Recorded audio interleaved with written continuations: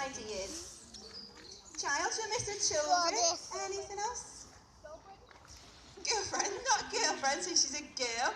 But no, so she missed her mum, but also brothers, sisters and friends. And what else do you think she'd miss? So what have we got around us today? Trees, the forest environment, but also her freedom.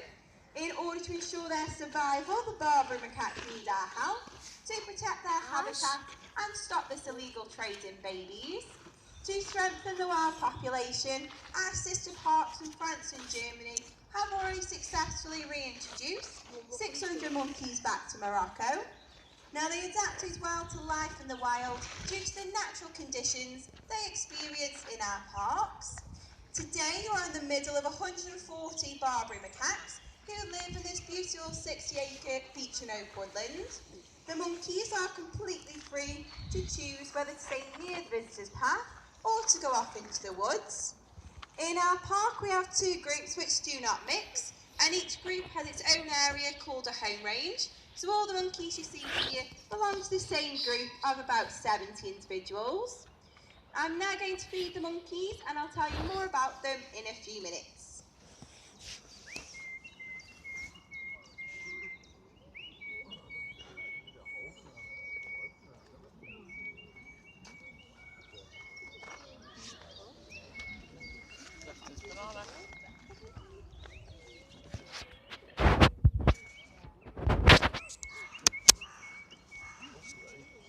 We'll have the banana. Yeah, go on. My banana, that is.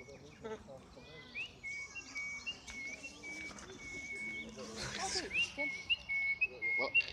Banana Yeah. Then it's all good.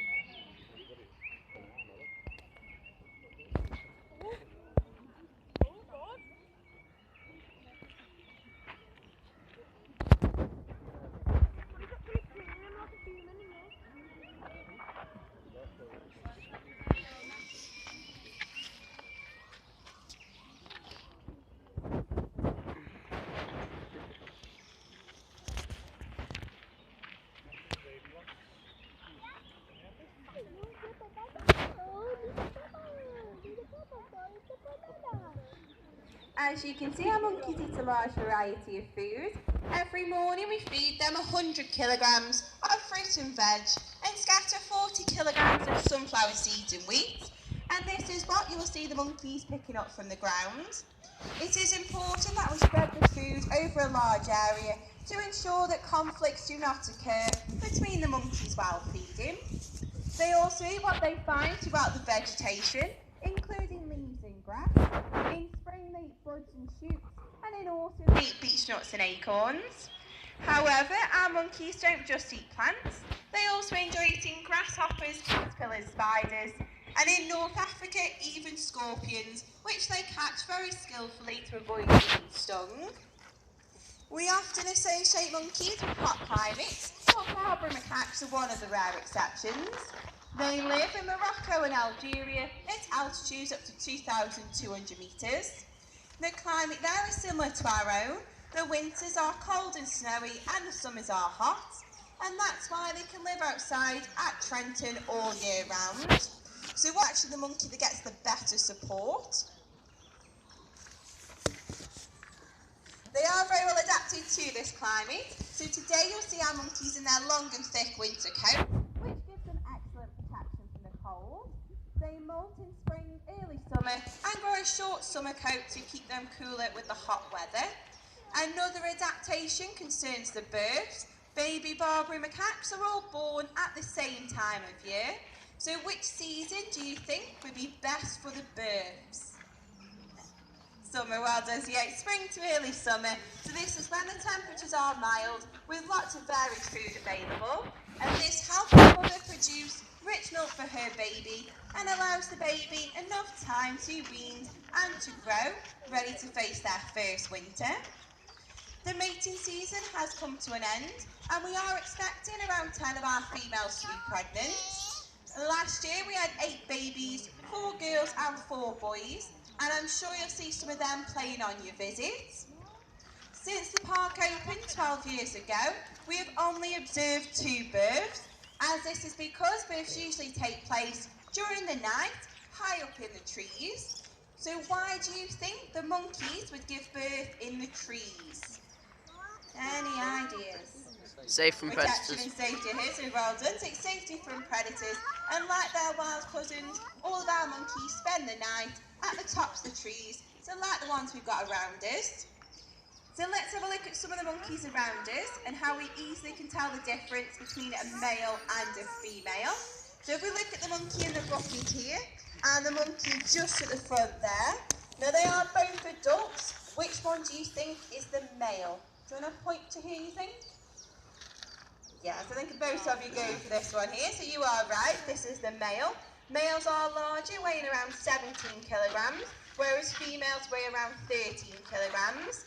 Another difference is the females have got a swelling on the bottom. Now we are lucky to have monkeys of different age ranges, so which one do you think is the youngest in this area? So yeah, at the moment, it'll be the one that's just sitting on the log here, so he's coming up to 5 years old. Sorry, won't, so it'll be the one just here with the banana just there, so he's 4 years old. The one just on the log is coming up to 5 years old, and then you've got a fully grown adult male just here between 10 and 15. Barbary macaques don't grow very quickly, and female is adult by 6, and males even later by 8. Currently, our oldest monkey is a female who is 31. Now this is an exceptional age for a Barbary macaque and is similar to being over 100 in human years. She lives in this group up here, and I'll have a quick check, but I don't actually think she's around at the moment. But if she does pop out later, I will point her out for you.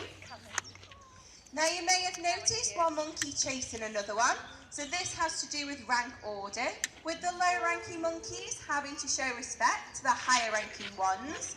You can easily explain the hierarchy if you imagine a ladder with many rungs on it. Each monkey has a certain position on the ladder from the top to the bottom. So who do you think is on the top? Do you think it would be a male or a female? Male. Okay, can we have a little bit of both? So we'll go with a show of hands. So who is for female? Few hands there. Who is for male? Few more hands there. So I can see the opinion is split. In Barbary macaques, the chief is always a male. So well done if you said him.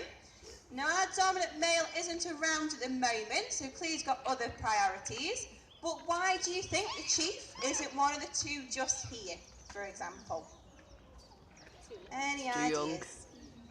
Too young, yes, so well done, they're too young. So the chief is always an adult male in the prime of life, generally aged between 10 and 15. But how about this male just here? Now he would be the right age, but that alone isn't enough to become the chief. So I'll give you a clue, it has to do with all members of the group. Yeah? Pardon? Pardon, don't shout it out.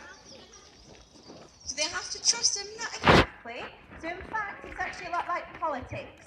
The chief gets his rank due to his personality, which enables him to create friendships and alliances with important monkeys who will support him against his rivals. For the females, it is completely different. Their rank is passed down from mother to daughter, from generation to generation. The mother supports the daughter against other females, and therefore all members of the group quickly understand that the daughter holds the rank just under her mother. So the female just in front is our highest ranking female of this group, called the alpha female. So we know that before her, it would have been her mother, and in the past, her grandmother.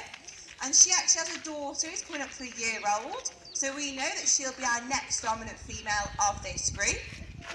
So if we have a look at the little ones just over there, now if it is a female, we would already know their future social position, whereas if they're a male, we cannot predict their future position.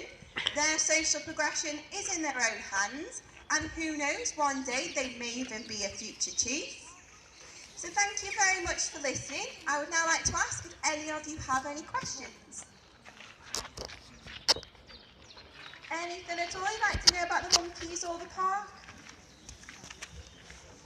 No? Okay, I can't see any hands, but if you do think of anything, feel free to ask myself or one of the other guides along the path. Thank you very much for listening, and I hope you have a wonderful day at the Trenton Estate.